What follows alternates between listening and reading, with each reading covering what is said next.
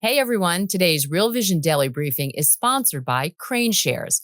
Learn about their KRBN ETF at craneshares.com/KRBN/Real Vision. Now to the top analysis of today's markets.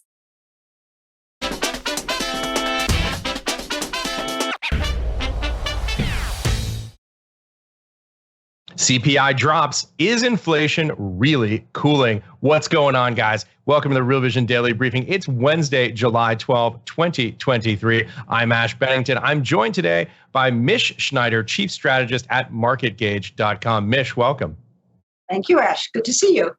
It's always good to see you. Always a pleasure to be with you on this show. Just a reminder that today is an extended version of the Daily Briefing. The second half of this show is available exclusively for Real Vision members. But the good news is you can sign up for free at the link in the description or scan the QR code on the screen. By the way, I should say, top of the show, we have a special message from Raul Pal, our CEO and co-founder, of course. At the end of today's show, you will not want to miss that. So please stay tuned. Mish, obviously CPI day today. Tell us what you think big picture is happening right now. Well, the CPI numbers, of course, are looking back, not necessarily forward. So that's something that we always have to keep in mind. Therefore, looking back, it wasn't a big surprise to see that it was softer than expected, because one of the largest declines was in actually the energy space, which peaked out in June 2022, right? So if you just look at the year over year, that definitely has gone way lower. The question is, though, since those CPIs were produced and released today, what's happening in the energy market going forward? And that's certainly something we can talk about. In terms of the other areas, I thought there were a couple of surprises. I was surprised month over month to see the drop in airline fares. I rushed to book a bunch of trips thinking that fares might actually go higher. So I'm like, darn, timing wasn't great. But also there was some other areas that I thought were interesting, and no surprise, used cars going down. Was pretty obvious to me. Rents were slightly lower. So, these were the kinds of areas, and some of it in the services that were gaining, like in hospitals and new vehicles, clothes, and of course, food, which that's always going to be my major concern right now because of everything going on. So I guess the lesson to be taken from CPI was that it was a great trade into it to anticipate this. And now the question is going to be, can it sustain from here? And that, of course, remains to be seen. Yeah, very well said, Mish, and a great overview. I want you to take a look at this chart. This is U.S. Consumer Price Index. This is looking at all items versus all items less food and energy, sometimes called headline versus core. What you can see there is that the headline number spikes much more dramatically, then drops much more quickly. What we see here is interesting. The number that's being cited today around the cable news networks, of course, is the 3% headline number. But if you look, ex food and energy, also called core inflation, still more than double the target that the Fed is aiming at, 4.8%, 3%, of course, on all items. For those of you who are listening and can't see this chart, it's a good one. Mish, how do you think about all this? You mentioned the energy markets. I know there are a lot of things going on in this report, a lot of different numbers. We all look at different things. Talk a little bit about the energy markets particularly and the other internal dynamics that you saw in this report. Well, what's so interesting is that in this report, of course, again, going back year over year, core versus headline, none of the inflation that we had coming into June, of course, was related on the backs of what happened with COVID and just a return to normalization as far as the supply chain and particularly inventory that had to rebuild. So I'm not necessarily convinced that the headline is one that should give people too much complacency. And I'd say the core is probably more accurate. And I actually brought in a chart, Ash, based on some projections that this whole CPI number is really basically getting ready to bottom, if not the June number, then the June going into July number, with projections, as you can see, of what are going to happen into 2024. And if you look at this chart, you can see that all of the projections are for higher consumer prices going into 2024. And I would probably, if I had to venture a guess, be in that camp. I anticipate that round two, and I know I've been saying this for a while, but round two is coming. And to answer your question on energy, I think part of the reason is what we're seeing in the oil market right now. Right. Yeah, so we have to look there. Now, right now, we basically rallied to $75, $76 a barrel. That's key resistance. But why did we rally? Well, number one is we still obviously have issues geopolitically. And in fact, I was listening to Jeffrey Sachs, and he was saying he thinks the biggest obstacle that companies' bottom line will have going forward will continue to be geopolitics. And he mentions specifically Russia and China. And so that's one factor. We also had Russia cut production along with the Saudis, along with OPEC Plus, which comes to the tune of about 5% of the global demand. But I think even more concerning is our own strategic reserves, which are really at lows, which means if the market in the oil continues to go higher, we don't have that much to release. And probably a major policy error did not buy back when we had the chance enough. Right. At around that $67 a barrel. So demand is increasing where everybody was assuming it was going to actually fall. And I never really understood that, especially as we're going into summer months. Yeah, right now on my screen, CL1, New York Merc, oil WTI, August 2023 contracts. It's almost $76, $75.95 right now on my screen, up about 1.5% on the day, talking to precisely that point. Mish, one of the things I always enjoy about our conversations is that you're so good at zooming the camera out and talking about the big picture. I want to talk a little bit about the big picture. These are numbers that people who watch the Real Vision Daily Briefings I host know that I hit all the time, which is the extraordinary performance of U.S. equities year to date. S&P 500 right now up about 16.5% on the year, but that's the least of it. NASDAQ Composite up basically 33% year to date. NASDAQ 100 up, call it 40% year to date. Red hot U.S. equities market. One of the reasons we care about inflation, other than the pain that it provides for wage earners, is what it means, what it portends about what the Fed may or may not do next. Talk a little bit about that. Give a little bit of context on how you think about the big picture, particularly in relationship to inflation, the Fed, and U.S. equity markets. Well, coming for the first 6 months to this point, again, was anticipated because of a few factors. One is that the sentiment around the country in particular was that the economy had contracted enough and definitely was ripe for growing. And one of the reasons for that was because it also seemed apparent that the Fed, at the very least, was going to slow down how fast and how many times they were going to raise rates, and they did that. So that was the second anticipation, that we would get to some ceiling in terms of the interest rates and the Fed funds rates. And certainly in looking at the mortgage rates, we're a little over 7%, maybe coming back down today. But nonetheless, 5 to 7% seems normal for interest rates for mortgages. And then, of course, the Fed fund rates at around 5.25 seemed relatively normal. People didn't think it was going to go much higher. Thirdly, even though tech typically does not rally in the face of high interest rates, it was so undervalued coming into this year that looking at the fact that the Fed was probably not going to go much higher, at least not for the first 6 months, of course, fueled the incredible tech rally that we saw. And AI, of course, as we know, also became the big buzzword. And so all of this has really helped, along with the fact that we still have a relatively strong housing market, considering how many people were calling for a real estate crash. Not me. We also have a very strong labor market, maybe a little bit of signs that things could deteriorate a little bit in spite of the interest rate raises. So it seemed like the U.S. was going to get the pass on recession, number one, again, in the face of even the inverted yield curve. And number two, possibly the soft landing. And that was all the optimism, and energy prices going down up until this point. All of this was the optimism coming to this point. What's so interesting about July is, well, one of the indicators that we use at Market Gauge is our 6-month calendar range reset. So it resets in January, And in January, if you look back, NASDAQ took out that 6-month calendar range high, and basically, even in March, with a slight correction from the banks, took off. Now, as we're getting another reset, it'll happen next week, right into earnings season. I think it's going to be very interesting to see if all the reasons that we felt cheerful coming into this point continue to be cheerful, number one.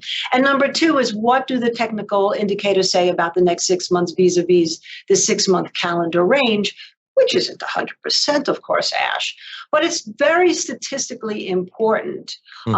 Because if we see the NASDAQ, even if NASDAQ continues to go up from here, if next week when it resets, it doesn't take out that high and starts to come off a little bit, we haven't had that big a range since July has started.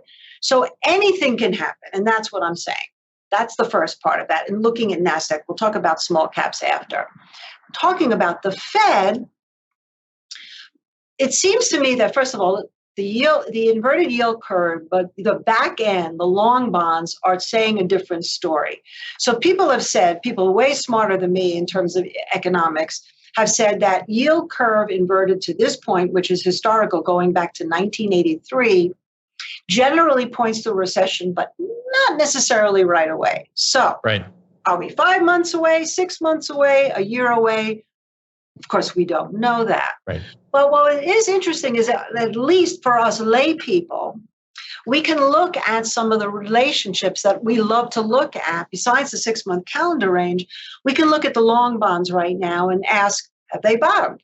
And if they have bottomed, what does that mean? Are they going to outperform the SPY? And I did bring a chart on that.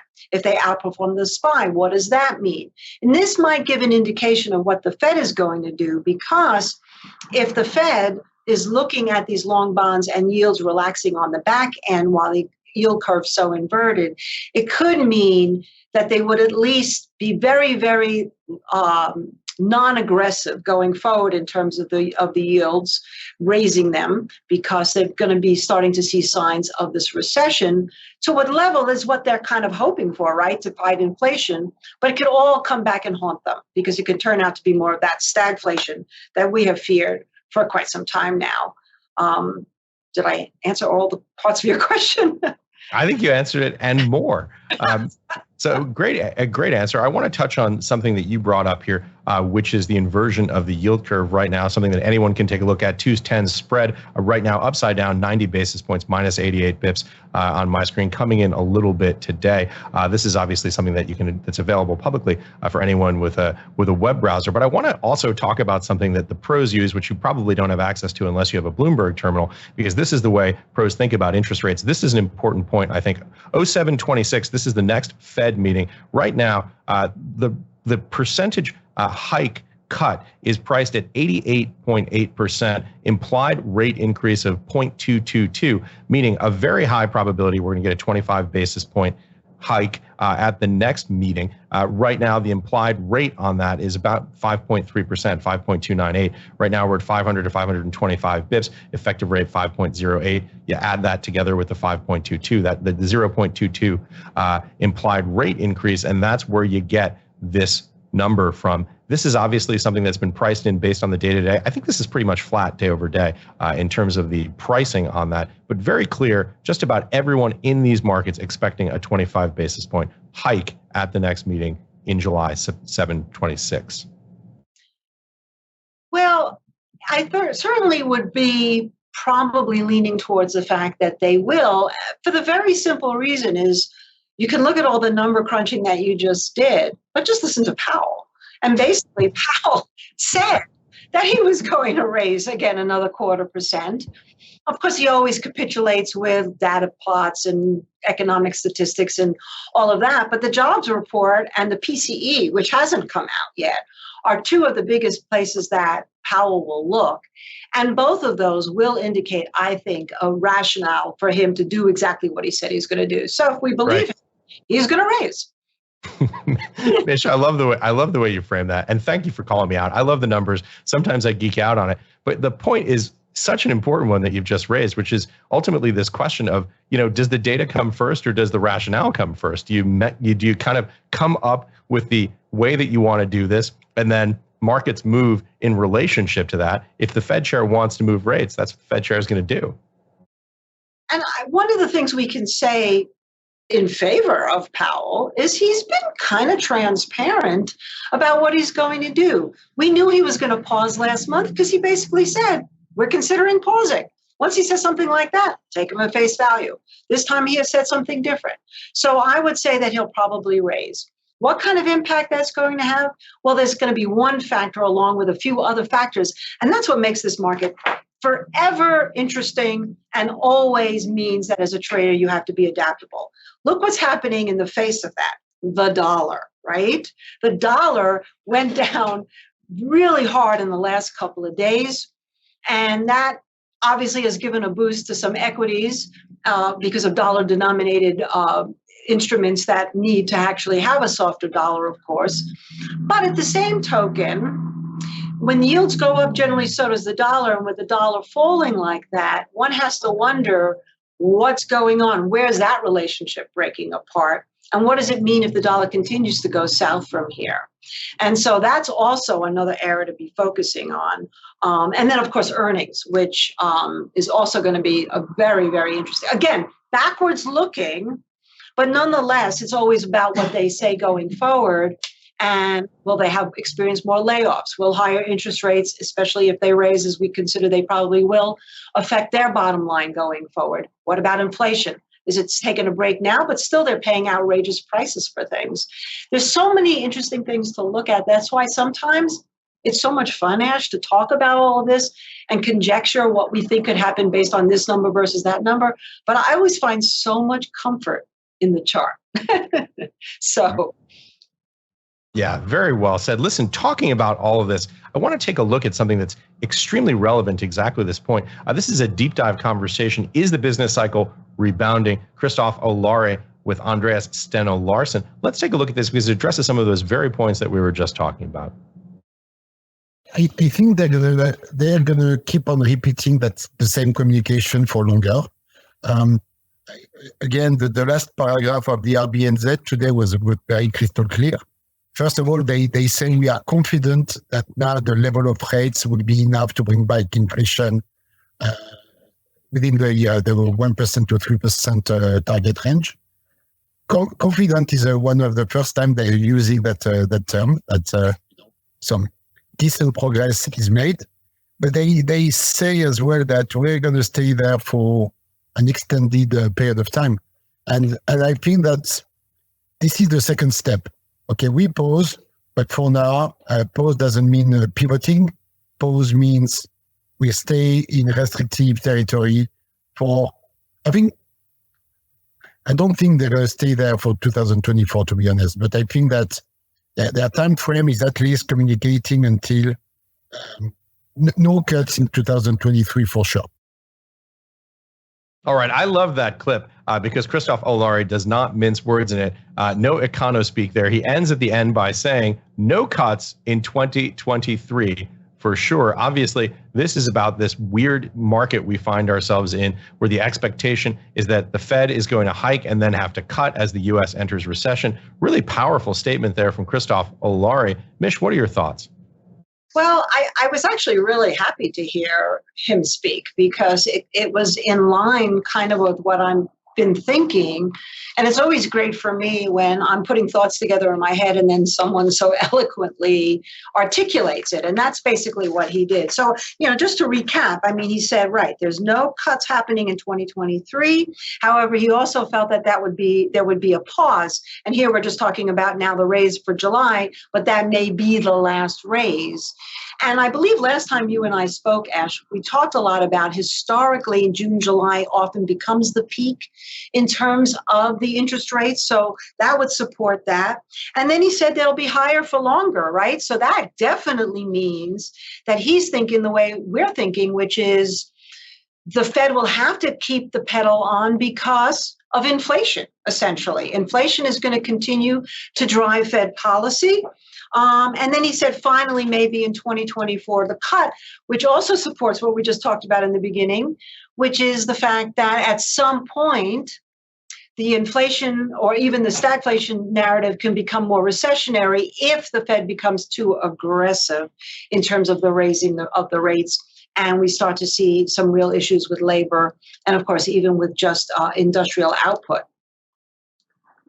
Bishop, let's talk a little bit about, with that framework, with that thesis you have, how that trickles down, how that pushes out into various sectors. Obviously, we were talking earlier, tech is just red hot on the year. I'm looking at XLK, the Technology Select Sector Spider Fund, up about 41% year to date. Talk a little bit about the dynamics of how you see different sectors being impacted by your longer range thesis.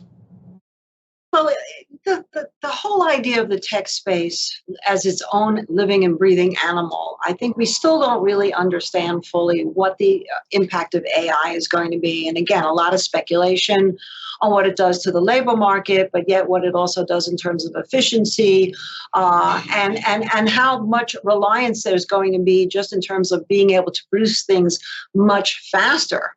I mean, right. on a personal level, I know that it definitely helps me, because when I go and ask a question now to ChatGPT about something, I get an answer so fast it's blinding to me how fast the answer is. And that's just on an individual basis. Obviously, it's being used all over. And Right. of course, we know that during COVID, the area that went up as we were during COVID was tech, because it's something that people can use at home. And I think that's also another big factor. And, we can get into the whole sociological aspects of tech and how we've become more and more of a society that depends on the virtual experience, Right. more than the actual experience. And of course, that's why Zuckerberg and Meta stock has gone ballistic on top of the Threads thing with social media, but that's not a conversation we need to have right now. So to get back to your question on how does not only the fact that the interest rates could possibly go up, but it may not necessarily control the type of inflation that we can see coming, because demand is much stronger than anybody anticipated. And the consumer is much stronger than what anybody anticipated at this point. I think what could start to happen is that people will get a little bit more panicked and pull back in some of that discretionary spending even more, although we haven't seen it lately. I think that that could be a factor, but I also think I'd rather than take a more negative bent to look at things in terms of opportunity, because that's obviously what we're all about, is trading opportunity.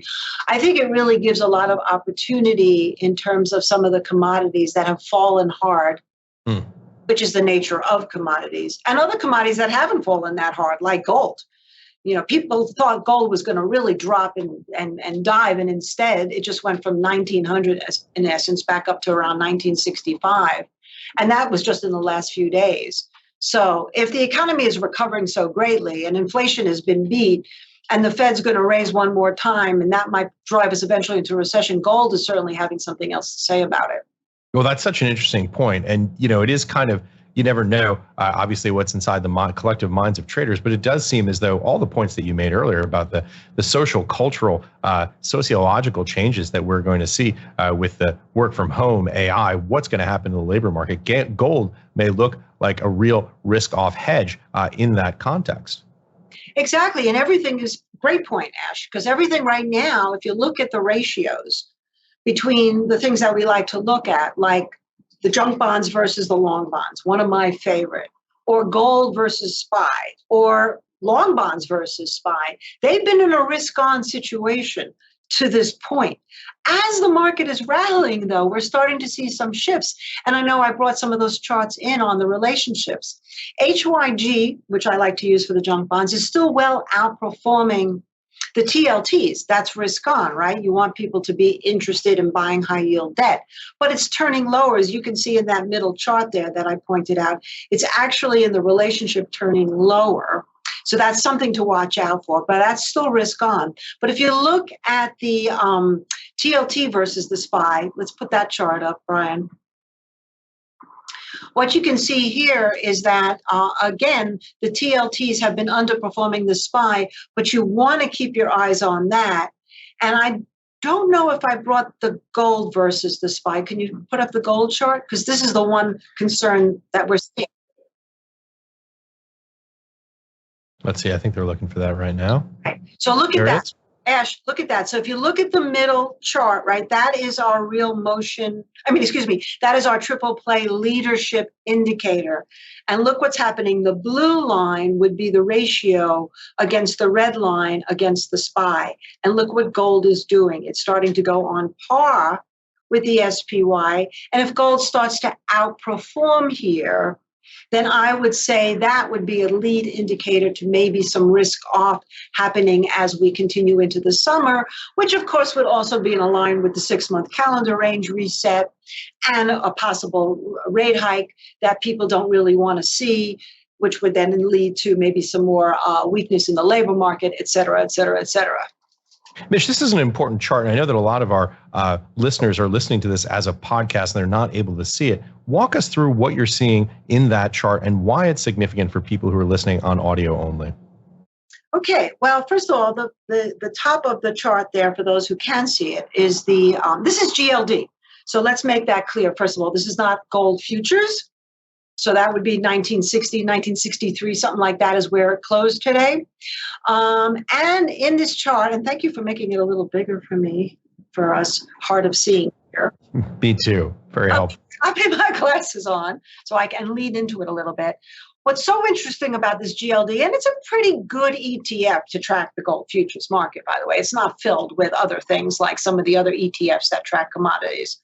But in this particular one, look what happened today. So right now, we just had tremendous support at around that 175, 176 level, and we're getting closer now to the 50-day moving average, which comes in right around 182. So that's the price. And that would probably correspond with the difference between gold holding 1930, which it just cleared, which it has to continue to hold, and getting through, let's say, 1980 and then 2000, which we have not seen now in quite some time, in a few months. So that would be the price. So you want to watch for the 1980 to 2000 in cash, and you want to watch the GLD right now to take out 182. If that happens, regardless of what the SPY does, unless it really has a big gap up and keeps going, we're going to start talking risk off. That's what my leadership indicator. The bottom one is momentum, real motion. So basically what that does is that measures momentum, and we look for divergence. And this still shows there's a little bit of a negative divergence between momentum and price, in that the dots are not quite over the 50-day moving average yet, while the price is testing it. So we're not there yet. So I'm not going to say sell everything and buy gold and unequivocally, but I am going to say probably makes sense to watch what happens over the next couple of days as we digest what happened today. And sometimes it's right, buy into the news and then sell the actual news, and watch the gold market, and especially the ratio against the SPY, to see if that isn't our first indicator that things are about to shift a little bit in terms of risk. I'm so glad we were able to unpack that before the first half of the show ended. I think very helpful explanation there, and great that people who are listening to this on audio, and many of our listeners are, got to that explanation as well as the visuals on the chart for those who are watching. That about wraps up the first half of the daily briefing. We're going to continue this conversation, of course, on the Real Vision platform. If you're watching on YouTube, I've got some great news for you. First, smash the like button. But if you're not a member, click the link in the description or scan the QR code on the screen and join this incredible community so you can continue following this conversation. We're about to do some Q&A, questions and answers, here on the back app. Questions are coming in fast and thick right now from our regular viewers and from a lot of other folks. So please stay tuned for that.